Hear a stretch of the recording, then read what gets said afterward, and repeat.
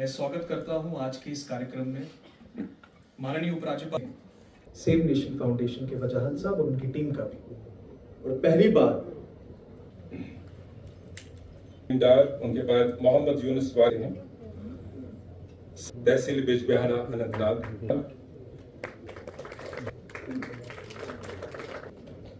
दानिश यूसुफ, आतिक मकबूल, तहसील चाडोरा से।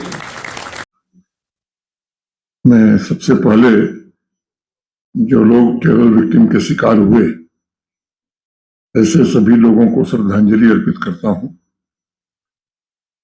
अभी आपके समक्ष लगभग 50 लोगों को अपॉइंटमेंट लेटर दिए गए हैं, जिसमें जैसा डीसी श्रीनगर ने बताया काफी लोग उसमें ऐसे हैं जिनके परिजनों को आतंकवादियों ने आतंकी हिंसा का शिकार बनाया था, और बाकी कुछ ऐसे लोग हैं जो लंबे समय से इंतजार कर रहे थे। आज उनका इंतजार समाप्त हुआ है। मैं अपॉइंटमेंट लेटर पाने वाले सभी देवियों सज्जनों को हृदय से आज उनकी नियुक्ति के लिए बधाई भी देता हूं। मुझे लगता है कि आज का दिन जम्मू कश्मीर के प्रशासन के लिए कैलेंडर का कोई साधारण दिन नहीं है।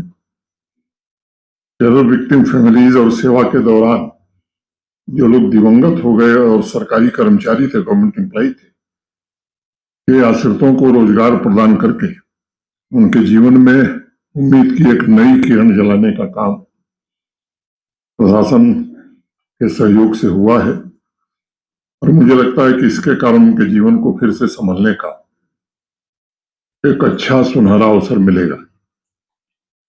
शासन व्यवस्था के लिए तथा व्यक्तिगत रूप से मेरे लिए भी ये क्षण मानवीय पलों में से एक बड़ा महत्वपूर्ण पल है।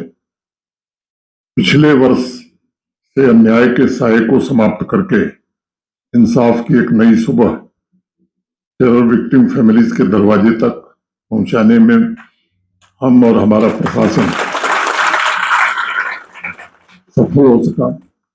कई दशकों से आतंकवादियों की गोली के शिकार हमारे अनेक गरीब कमजोर भाई बहन इंसाफ की उम्मीद लंबे समय से पाले हुए थे। पिछले वर्ष बारामूला से जो अभियान प्रारंभ हुआ उसने सैकड़ों परिवारों को सहायता दी है, साहस प्रदान किया है और अनेक लोगों में एक नया आत्मविश्वास भी पैदा किया है। अब तक 400 से ज्यादा टेरर विक्टिम फैमिलीज को अपॉइंटमेंट लेटर दिए जा चुके हैं। जम्मू और कश्मीर दोनों संभागों में ऐसे परिवारों की पहचान जारी है। कभी कभी कई लोगों को लगता है कि 1 साल होने जा रहा है, लगभग 10 महीना 400 ही क्यों मिला। ऐसे भी अनेक लोग इस कोशिश में लगे हुए हैं कि किसी तरह उन्हें भी उसी श्रेणी में मान लिया जाए। मैं आभारी हूं प्रमुख सचिव गृह का, जिन्होंने बहुत ही एक ट्रांसपेरेंट सिस्टम बनाया हुआ है, जिसके कारण हमारे जिले स्तर पर भी डीसी एसएसपी एक एप्लीकेशन की बारीकी से जांच करके इस प्रक्रिया को आगे बढ़ाते हैं, क्योंकि ये बात सबको समझनी चाहिए कि वाजिब जेन्युइन अपॉइंटमेंट लेटर 400 दिए गए हैं, उसकी चर्चा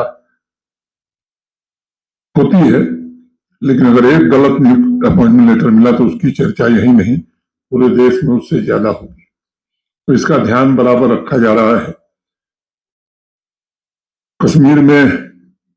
कश्मीरी में एक कहावत है, इंसाफ 6 न सुई लफ्ज इम कागजास पयठ लिखान, इंसाफ 6 सुई उजाला इम अंधेरी दिलन मंज गास करान।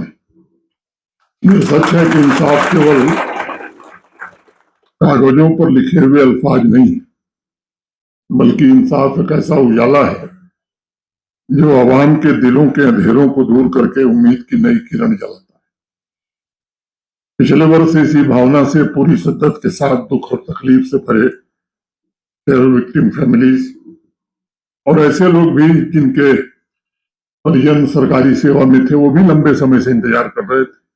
उन्हें गले लगाकर ये कहा गया कि जम्मू कश्मीर प्रशासन और भारत सरकार आपको भूली नहीं है और हम जीवन में आपको कभी अकेला नहीं छोड़ेंगे। नियुक्ति पत्र सौंपने का यह सिलसिला तब तक चलता रहेगा जब तक इंसाफ का इंतजार कर रहे आखिरी परिवार तक जम्मू कश्मीर प्रशासन नहीं पहुंच पाता। मैं जानता हूं कि जिस गरिमा और धैर्य के साथ आतंकवाद पीड़ित परिवारों ने अपने प्रियजनों को खोने की पीड़ा सहन की है, उसकी कल्पना भी कुछ लोग नहीं कर सकते। वो बड़ी कठिन है।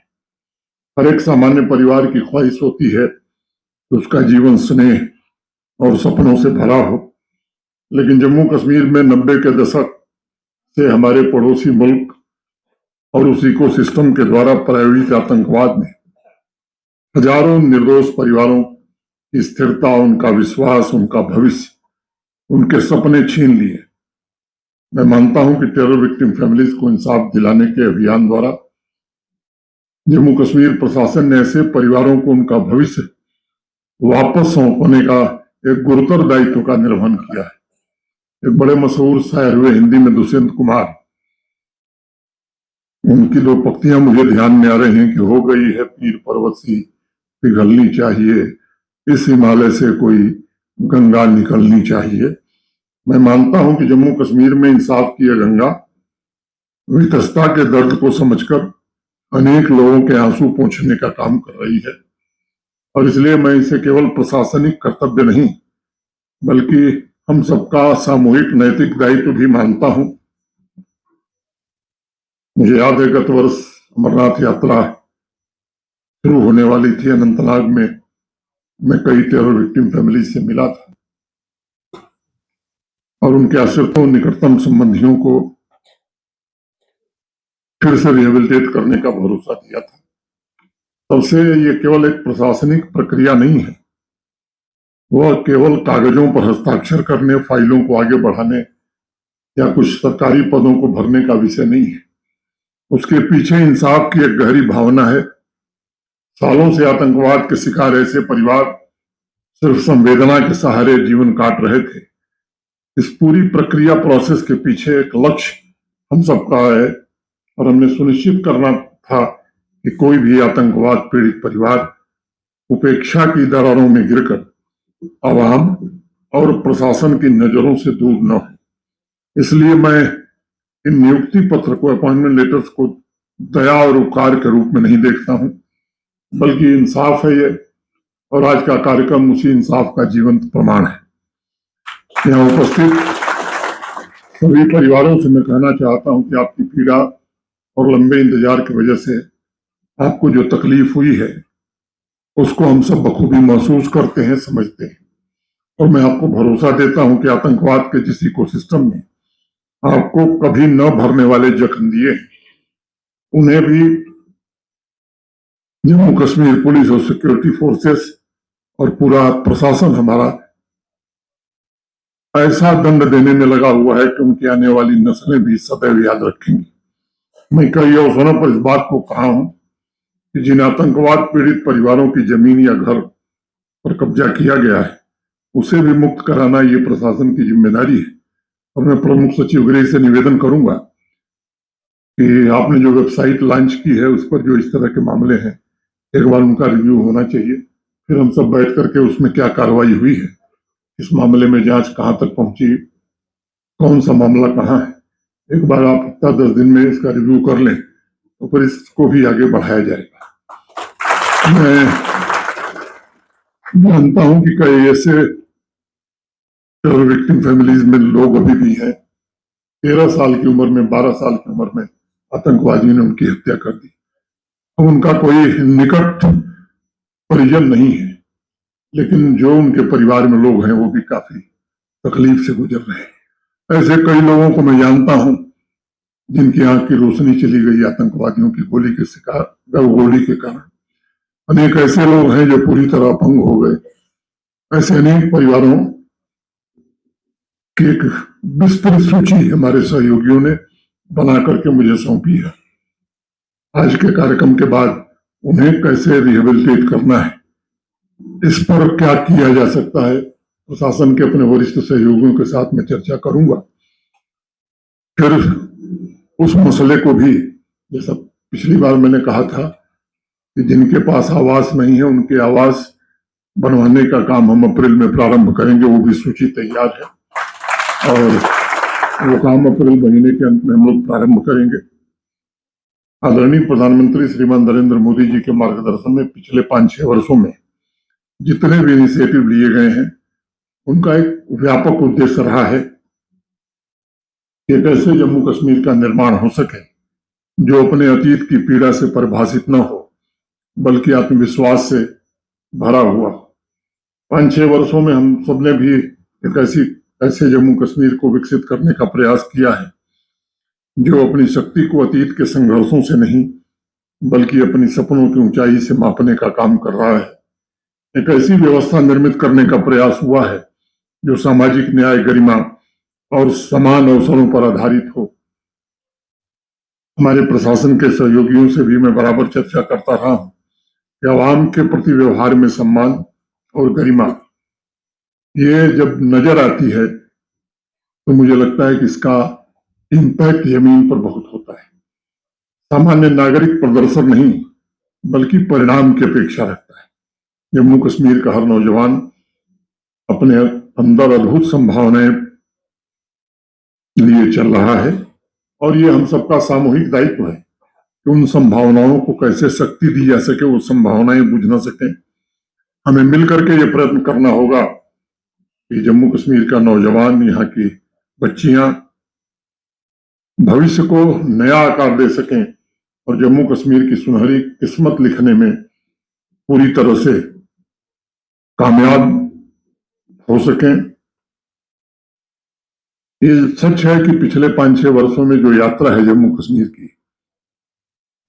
अगर उस पर विचार आप करेंगे तो मेरी राय से सहमत होंगे।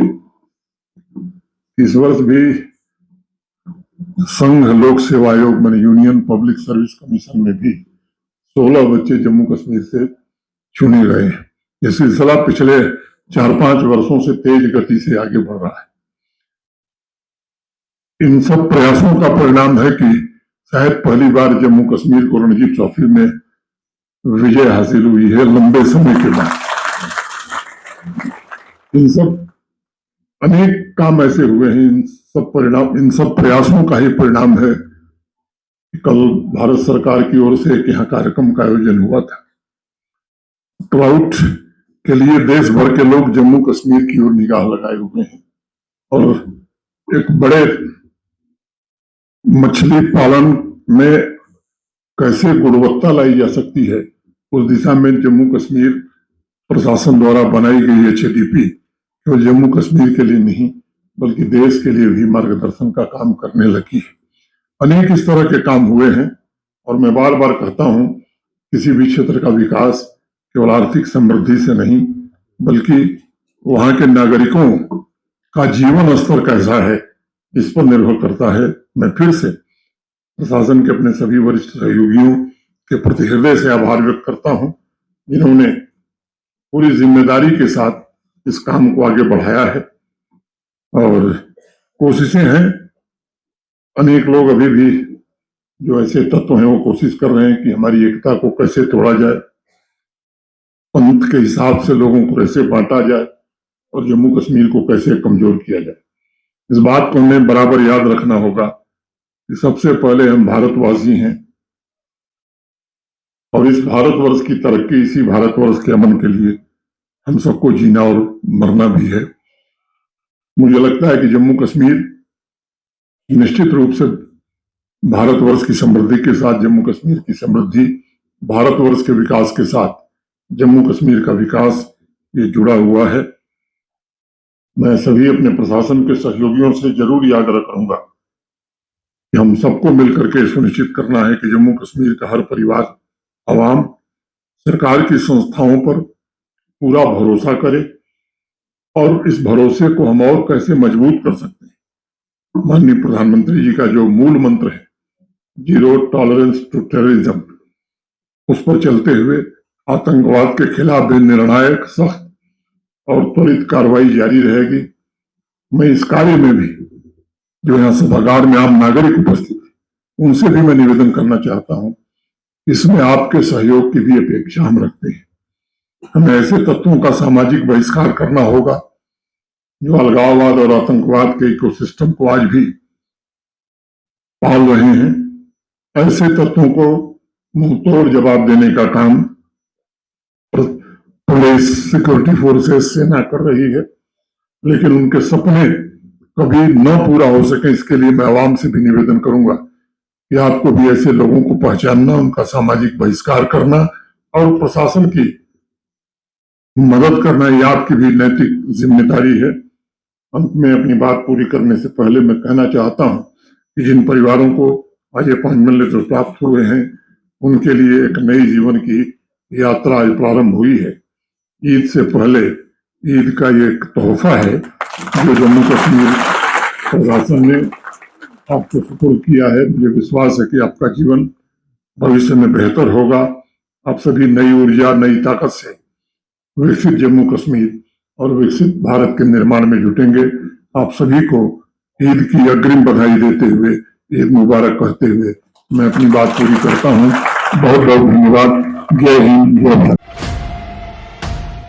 एशियन किड्स बड़ी ब्राह्मणा आपके बच्चों के लिए है एक परफेक्ट चॉइस, क्योंकि यहाँ आपके बच्चों को मिलेगी सेफ्टी के साथ साथ क्वालिटी एजुकेशन। यहाँ आपके बच्चों को मिलेगा एजुकेशन के साथ साथ टॉयज के साथ खेलने का मौका, यानी फुल मस्ती और पढ़ाई भी। साथ ही आपके बच्चे को दिया जाएगा बड़ी एलईडी स्क्रीन के साथ एक्टिविटीज़ करने का मौका, क्योंकि एशियन किड्स स्कूल में बच्चे नहीं होते हैं बोर। यहाँ आपके बच्चों को करवाई जाएगी इंडोर स्विमिंग पूल में बोटिंग, जबकि एयर कंडीशनर क्लासरूम में बच्चों का मन रहेगा बिल्कुल फ्रेश और तनाव मुक्त। पढ़ाई के साथ साथ बच्चों को खेल गतिविधियों में भी एशियन किड्स करता है शामिल, ताकि बच्चे हर क्षेत्र के लिए रहें तैयार। यहाँ हम मात्र आपके बच्चों को एजुकेशन ही नहीं देते, बल्कि उनके हुनर को भी पहचान देते हैं। रंगारंग कार्यक्रम और बड़ा इंडोर ऑडिटोरियम जहां होती रहती हैं कई प्रकार की एक्टिविटीज। हम आपके बच्चों को एक सोल्जर की तरह भविष्य की चुनौतियों के लिए करते हैं तैयार, जबकि हर क्षेत्र से आपके बच्चों को स्कूल तक लाने के लिए हमारे पास है बेहतरीन ट्रांसपोर्ट फैसिलिटीज। और आपके बच्चे की सुरक्षा को देखते हुए पूरे स्कूल परिसर को सीसीटीवी सर्विलांस से किया गया है लैस, ताकि आप पूरी तरह से तनाव मुक्त होकर बच्चों को शिक्षा लेने दें। तो फिर किस बात की है देर, आज ही एशियन किड्स में विजिट करें, क्योंकि हमारे यहाँ एडमिशन ओपन हो चुके हैं और लिमिटेड सीट्स ही अवेलेबल है। हमारा पता है Asian kids near Bharati public school, Bari Brahmana. Mobile number 7006135171 9149725087। मैं managing director Asian kids fresher बच्चों के पेरेंट्स से खास तौर पर अपील करना चाहूँगा कि वो अपने बच्चों की एडमिशन कराने से पहले एक बार एशियन किड्स जरूर विजिट करें, आपको अच्छा लगेगा। थैंक यू, धन्यवाद। जम्मू कश्मीर की खबरों के लिए जुड़े रहिए जीके अपडेट के साथ।